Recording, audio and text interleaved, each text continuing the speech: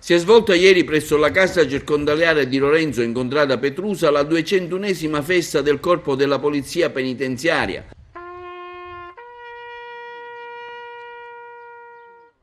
Alla cerimonia erano presenti le autorità civili e militari, tra cui il prefetto, il questore e il sindaco di Agrigento.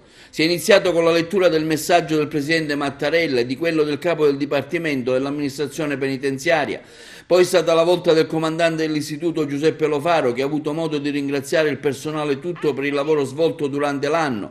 Quindi ha preso la parola il direttore Aldo Tiralongo, che ha ricordato i poliziotti che sono stati uccisi dalla mafia, tra cui il comandante di Lorenzo, cui quest'anno è stata anche intitolata la struttura. Tiralongo ha anche tracciato un quadro delle emergenze carcerarie presenti a Petrusa, tra cui la pianta organica carente, che porta il personale a 60 turni di lavoro. Attualmente l'organico è carente di circa 70 unità. Si sta lavorando in condizioni di estrema difficoltà, con delle carenze di organico, e questo costringe il personale dei turni di lavoro massacranti, a volte anche senza garanzia del rispetto dei propri diritti. Per questo voglio ringraziare tutto il personale che meriterebbe un riconoscimento importante per il loro impegno.